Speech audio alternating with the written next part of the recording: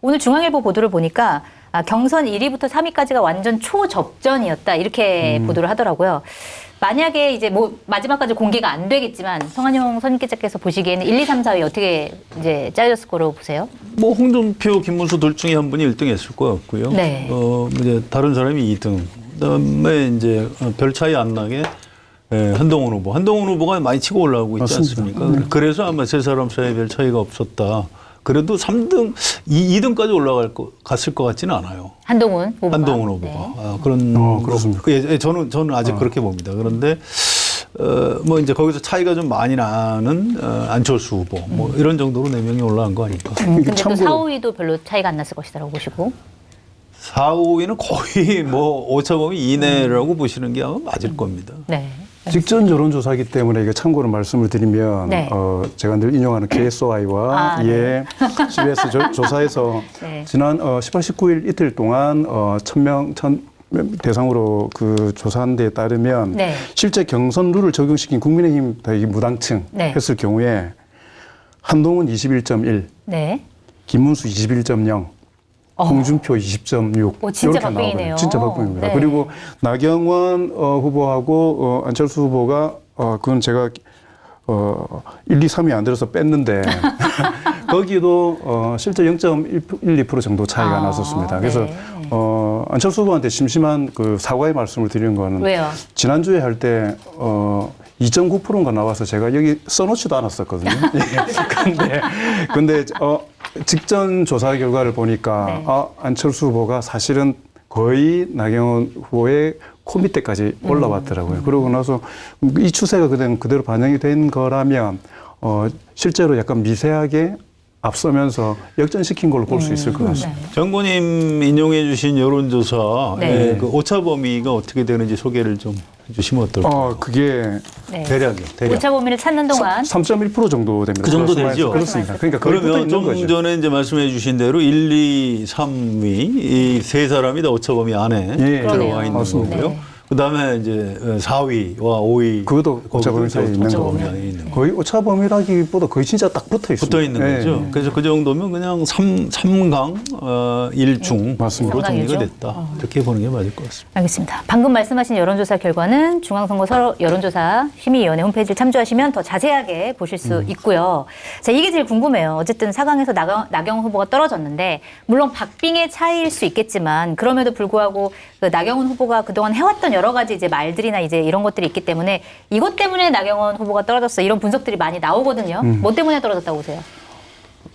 세 가지 정도 아까 말씀하셨던 건 사후입니다. 그러니까 여론조사가 갈수록 어떻게 되냐면 사후에 그걸 해석하는 의미에 좀 더 유의미함이 있지 예측하는 의미는 좀 사실 점점 옅어지더라고요. 그렇죠. 왜냐하면 대답하시는 분들이 전략적으로 판단하는 게 있고 그다음에 조사하는 기간 사이에도 너무 급박한 일들이 많이 벌어지기 때문에 네. 변수들이 발생하니까 그걸 가지고 이게 바로 적용할 수는 없는데 근데 아까 말씀드렸던 것처럼 추세나 흐름에 있어서의 미세한 부분들은 발견할 수 있는 것 같고요. 그다음에 사후에 해석을 하자면 아까 이야기했던 것처럼 저는 결국은 이게 대선 정도가 되니까 후보의 정체성이 중요하더라. 그러니까 왜 찍어야 하는지를 정확하게 증명해내지 못하면 선택받지 못합니다. 네. 그래서 김문수 후보 아스팔트 9구에 대한 명확한 상징성을 가지고 있는 거고 홍준표 후보는 능수능란하지 않습니까? 능수능란한 저격수로서 네. 그리고 그 오랜 정치 경험에 따른 신뢰도를 가지고 있거든요.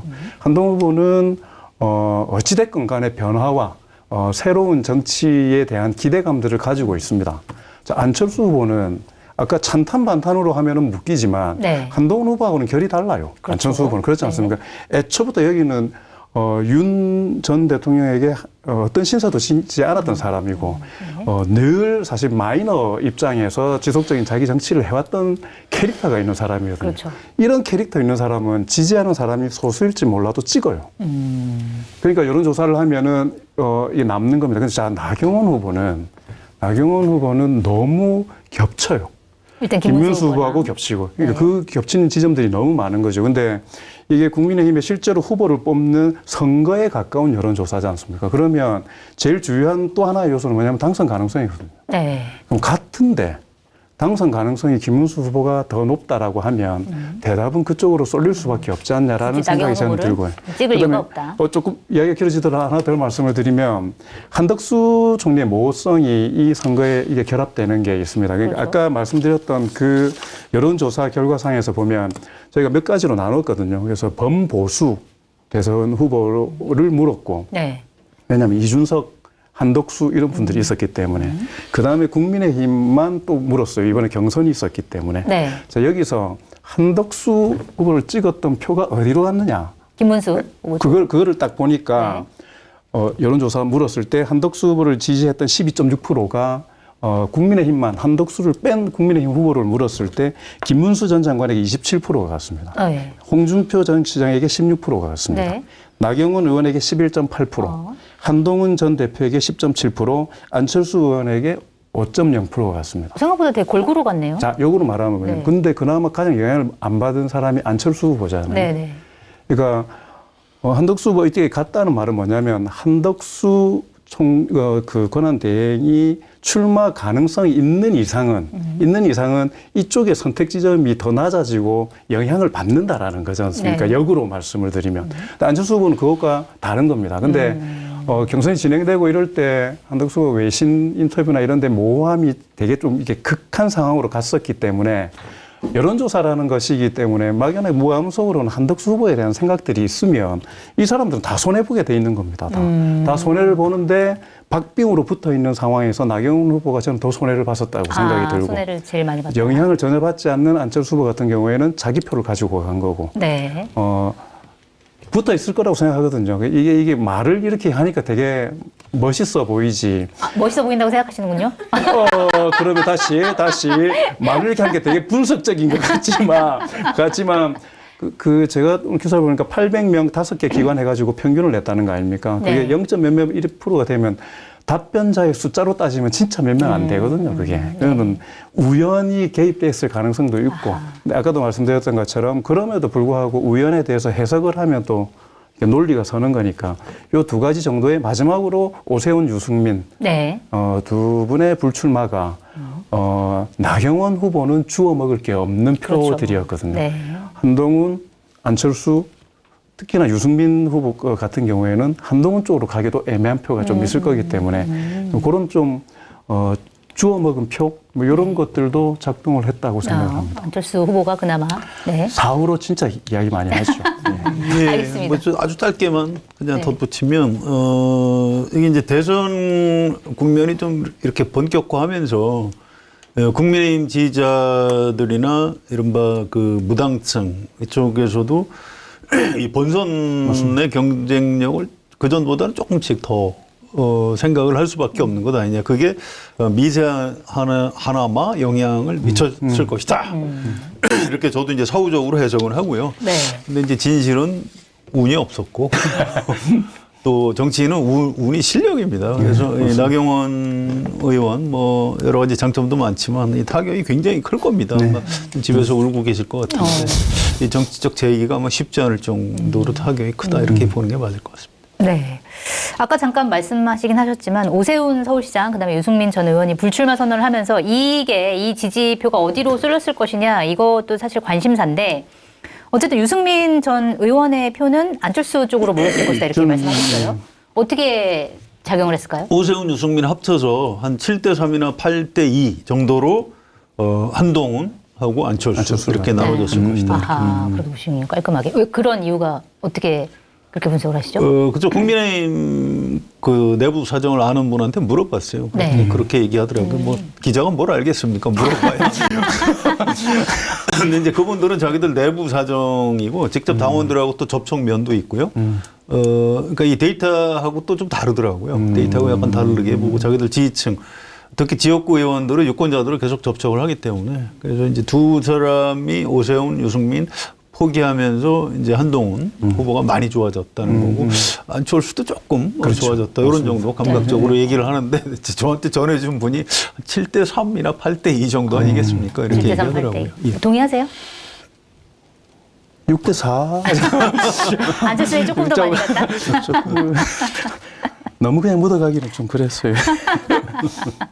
알겠습니다. 그리고 사실 이제 찬탄파, 반탄파가 2대2 구도인데 사실 한동훈 후보 입장에서 봤을 때는 오히려 찬탄파인 본인이 그냥 한 명인 게 오히려 더 유리한 구도 아니었냐 뭐 이렇게 보는 시각도 있더라고요. 이게 2대2 구도라는 게 한동훈 후보에게 유리할까요? 불리할까요? 어떻게 보세요? 아까 황 기자님 말씀하셨던 것처럼 내 후보로 좁혀짐에 따라 더더군다나 본선 경쟁력을 보게 될 거거든요. 네. 예, 그런 의미로 보자면 둘둘로 나눈다 하더라도 죄송한 이야기지만 안철수 후보의 당선 가능성이 그렇게 높지 않다라는 것은 대부분 다 알 거라고 생각합니다. 그래서 오히려 그런 찰나라면 한동훈 후보로서는 혼자 공격들을 감당하는 것보다는 분산되되 그 표를 가져가거나 지켜낼 수 있고 자기에게 변수가 되지 못하는 안철수 후보의 존재는 전 나쁘지 않은 구도일 거라고 생각합니다. 게다가 안철수 후보가 보통 좀 큰 무대에서 토론이나 이럴 때 경험적으로 보면 그렇게 선전하지 못하지 그렇죠. 않습니까? 그리고 좀 이렇게 이 극적인 상황이 되면 실수 표현들이 좀 많아서 좀 그러니까 늘지를 않더라고요. 희화화되기도 하고 네. 그렇게 되면 김문수, 홍준표 후보를 같은 라인으로 본다면 한동훈 후보의 불가피성이 좀 더 커질 수 있는 효과로도 될 수 있기 때문에 뭐 꼭 3대1이어서 더 유리했을 거고 2대2이기 때문에 불리하다는 것보다는 저는 한동훈 후보의 유불리에는 그렇게 큰 차이는 없을 거다라고 생각합니다. 네, 저도 동의하고요. 네. 이게 일종의 그 정책 노선이나 뭐 약간의 이념 대결 성격이 있다 그러면 뭐 어느 게 더 유리하다 불리하다 말을 할 수 있는데 이게 사실 지금 얘기한 게 찬탄 반탄 아닙니까? 이거는 개싸움이 될 가능성이 굉장히 높아요. 그래서 이걸 그렇게 약간 고급스럽게 분석할 이유는 없고요. 또 아마 안철수 후보가 굉장히 공격적으로 나올 겁니다. 맞습니다. 윤석열 대통령에 대해서 출당시켜야 됩니다. 이제 이런 얘기는 이미 하고 있고요. 그래서 이제 한동훈 후보가 그러면 윤석열 전 대통령을 이거 어떻게 해야 되지? 이제 발언의 수위 같은 거를 조정하는 이제 이런 정도의 뒷맛이 좀 있는 뭐 그런 정도로 보면 될 것 같습니다. 말씀하신 것처럼 이제 4강전이 어떻게 치러질지 관전 포인트가 뭔지 이것도 굉장히 궁금한데 오늘 국민의힘에서 이제 미디어데이를 열었는데 그러니까 토론을 4명이 이제 토론을 할 때 서로 이제 누구랑 토론을 하고 싶다 이렇게 찍는 방식으로 했는데 한동훈, 홍준표 후보가 쌍방을 지목해가지고 둘이 이제 토론을 하기로 했고 그다음에 안철수 후보가 김문수 후보를 찍었고 김문수 후보는 한동훈 후보를 찍었습니다. 이렇게 이제 1대1 토론을 하게 될 텐데 사실 1차 경선에서는 토론이 뭐냐 이렇게 토론을 이렇게 희화화시키냐 뭐 키높이 구도 얘기 나오고 뭐 여러 가지 얘기가 나오면서 굉장히 많은 비판을 받았어요. 자, 4강전 관전 포인트는 뭐가 될 거라고 보세요? 예, 좀 전에 말씀드렸듯이 아마 안철수 후보가 제일 공격적으로 나올 거고요. 네. 그다음에 김문수 후보는 지금까지 스탠스 유지할 거예요. 뭐 윤석열 대통령이 뭐 그렇게 잘못했냐? 민주당이 잘못했지. 이렇게 얘기할 거고요. 또 홍준표 후보는 한동훈 당신은 배신자 아니냐. 뭐 그 얘기만 줄창할 겁니다. 이제 한동훈 후보가 이 태도를 어떻게 취할지 모르겠어요. 아마 어정쩡한 태도를 취하지 않을까. 그런데 아까 우리 이를테면 1차 경선에서 1, 2, 3등 오차범위 안쪽이라고 얘기한 그게 맞다면 네. 2차에서 아마 그렇게 세 사람이 아주 치열하게 다투는 쪽으로 가되 다만 이번에 이제 당원 비중이 50%가 들어가거든요. 그래서 맞아요.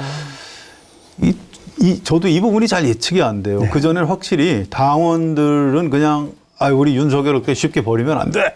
이게 강했는데 최근에 그러면 당원들도 조금 생각이 변하고 있는 것 같다고 합니다. 이제 이것도 이제 국민의힘 쪽하고 그쪽 보수 쪽 사정에 밝은 분들 얘기예요. 그래서 네.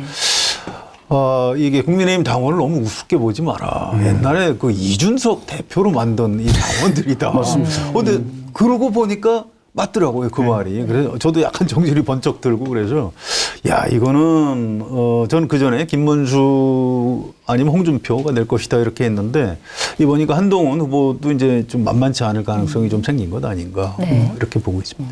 알겠습니다. 4강전 관전 포인트 뭘로 보고 계세요? 이러나 저러나 매치나 엎어치나 국민의힘이 이길 가능성은 거의 없기 때문에 네. 오히려 저 개인적이기도 하고 전 미디어도 마찬가지일 거고, 사람도 네. 마찬가지. 정치를 어느 정도까지 희화화시킬 건가라는 것도 사실은 저는 포인트라고 생각합니다. 그래요. 또 얼마나 웃긴 게 나올지. 그러니까 이게 네. 비참하더라고요. 보니까 이게 이제 지지하는 정당이 아님에도 불구하고 토론의 수준이, 그것도 대선을 하는 토론의 수준이, 네. 우리 정치 수준이 이 정도? 야, 이렇게 퇴보한다고? 이런 부분에 대한 자괴감이 들 정도로. 그래서 이번에도 그렇지 않겠습니까? 어떤 말 실수하고 한동훈, 홍준표 후보가 붙는다고 할 때 사람들이 어떤 정책으로 붙을까? 아닙니다. 또 뭘로 서로 물어뜯을까? 아까 개싸움이라고 하셨던 거. 네. 그런 게 사실 포커스가 될 거고, 후보들이 거기에서 자유로울 수 있겠습니까? 또 그 요구에 따라가게 될 건데. 그래서 그런 정치의 국민의힘의 그 수준의 문제가 하나의 좀 포인트가 될 것 같고, 그 다음에 또 하나는 결국은 한덕수 변수가 이 내부 경선을 어떻게 힘으로 작동할 거냐 하는 네. 게 또 하나의 포인트가 네. 될 것 같거든요. 저는 한덕수 대행의 모호성이 유지되면 김문수 후보는 몰락할 수밖에 없다라고 그래요? 생각을 합니다. 네. 오히려 왜 대체제가 있는데 대체제가 바뀌어서 더 가능성이 있는 사람이. 근데 홍준표 후보와 김문수 후보의 가장 큰 차이는, 홍준표 후보는 사실은 자기 동력 가지고 어떠한 상황에서도 자기 동력 갖고 살아남고, 거기다가 그때 제가 잠깐 말씀드렸던 것처럼 의외로 20대에 대해서 가지고 있는 매력 포인트들이 있다고요. 그걸 동의하냐 안 하냐는 중요한 문제가 아닙니다. 실제로 존재하는 거기 때문에. 그럼 그렇게 되면 홍준표 후보 쪽으로의 이게 구심점이 더 크게 작동할 거고, 이쪽은 한동훈 후보 쪽으로 더 구심점이 크게 작동할 거라서 네. 결과적으로 나중에 다시 이야기를 하겠지만, 저는 그 두 분의 양자 대결로 가지지 않을까라는 생각을 하기 때문에. 다음 질문이 그거였어요. 예, 사실은 예. 29일 다음 주 화요일에 2차 경선 결과가 나오거든요. 예, 두 예. 명으로 좁혀지는데 거기서의 전망은 한동훈, 홍준표일 것이다. 이렇게 전망을 하시네요. 지금 현재 스코어로는 그럴 네. 것 같습니다. 알겠습니다. 네, 그 섞어서 말씀드리면 그 최종적인 승자가 한동훈 후보가 됐으면 좋겠어요. 왜요? 당이론 차원에서 제가 한동훈 후보를 좋아하는 건 아니고요. 저희 검사 출신 대통령 지겹습니다. 그런데 어차피 이번 대선 국민의힘에서 이번엔 되게 어려워요. 그런데 다음 내년 지방선거도 있고 그다음 총선도 있고 뭐 정권을 언제까지 안 잡을 것도 아니지 않습니까? 그렇다면 자, 이번에 윤석열 전 대통령이 이렇게 비상계엄 친위 쿠데타 내란 일으켜서 파면됐잖아요. 근데 지금 결선에 올라간 4명 몇 면을 가만히 보세요. 한동훈 빼놓고 나머지 3분은 대선에 여러 번 나왔던 사람들이에요. 네, 그렇죠. 또 물론 이제 안철수 후보가 있긴 하지만 저는 윤석열 전 대통령 정리하는 과정에서 이 한동훈 후보의 역할이 컸다고 생각합니다. 네. 처음에 비상계엄 해제 그거는 상징적인 의미만 있었지만 나중에 탄핵 소추할 때 그때는 3분의 2를 넘어야 되기 때문에 한동훈 후보하고 친한 의원들이 동참하지 않았으면 소추가 안 되는 거거든요. 그렇죠. 그랬으면 지금 우리나라 어떻게 됐을까요? 난리가 나는 겁니다. 그래서 그런 탄핵 소추를 해서 이 대한민국 헌정 질서에 따라 현직 대통령을 파면하고 이렇게 장면이 민주주의가 잘 지켜질 수 있도록 기여한 공이 있어요. 네. 그래서 제가 개인적으로 좋아하는 캐릭터는 아니지만 국민의힘의 미래 또 우리나라 보수 세력의 어떤 앞으로 정치적인 장래를 위해서는 그래도 한동훈 후보가 되는 게 좋을 것 같다. 이번에 한동훈이 되느냐 안 되느냐. 네. 이게 저 개인적으로는 굉장히 중요한 관심사입니다. 그러면은 2명이 올라가는데 일단 한동훈 후보가 올라간다고 치고 김문수, 홍준표 후보 중에서 누가 올라갈까요? 지금 흐름으로 보면 홍준표 후보 가능성이 큰 거죠. 네. 예, 김문수 후보는 쭉쭉쭉쭉 빠지고 있습니다. 네. 근데 그러면 사실 2차 경선에서 4명 중에 만약에 한 명이 50% 이상 만약에 득표를 하면 사실은 자동으로 그 사람이 대통령 후보가 되는 건데 한 명, 예를 들어서 한동훈 후보나 혹은 홍준표 후보 한 명이 50% 넘을 가능성이 있을까요? 그렇지는 않을 것 같아요. 왜냐하면 일단 시간이 너무 짧고요. 네. 아까 우리 봤듯이 3사람이 비슷하지 않습니까? 100을 3으로 나누면 33.3인가요? 네. 그래서 그게 50을 넘어가기 쉽지 않습니다. 시간이 너무 짧은 거예요. 2차 경선에서 끝날 수는 없다. 100을 3으로 나눠버리면 안철수 후보는 0.0이 조금이라도 줘야 되는데 과반을 넘기는 어렵다. 네. 그러니까 홍준표 후보가 과반을 넘으려면 네. 김문수 후보의 표를 과반이 넘을 정도로 흡수를 해야 되는데 그렇겠죠. 그렇게 하기에는 시간이 짧고 그 정도의 지금 구심점이 작동하기는 쉽지가 않다. 라는 생각이 하나가 들고요. 그 다음에 한동훈 후보는 마찬가지로 결선에 올라가서 가능성을 더 보여주지 않는 이상은 국민의힘 후보가 될 거냐라는 데 대한 퀘스천 마크가 있기 때문에 그렇습니다. 과반을 넘기는 어려울 거거든요. 예. 근데 아까 이야기했던 것처럼 국민의힘 당원을 무시하지 마라. 국민의힘 당원을 무시하지 않는데 네. 그게 저는 뭐 가치 뭐 이게 정치 변화에 대한 이런 것보다 선거에 있어서의 민감성이 가장 높은 분들 이준석 대표가 왜 됐냐면 대선 전이었기 때문에 된 겁니다. 네. 한동훈 대표가 왜 됐냐면 총선 전이었기 때문에 사실은 됐던 거거든요. 총선 그래서 이후죠. 총선 이후. 총선 한동훈 이후죠. 대표는 총선 이후에 전당대회에서 대표가 총선에서 됐습니다. 실패했는데도 사실 된 거죠. 비대위원장을 그러니까 그 전에 어쨌든 지도부로 들어온 거잖아요. 그렇죠. 한동훈을 네. 데리고 온 거에 대해서는 그 부분은 정정하겠습니다. 예, 예. 어쨌든 저쪽에서 그걸 수용했던 거는 선거라는 관점 때문에 사실 움직이는 건데 네.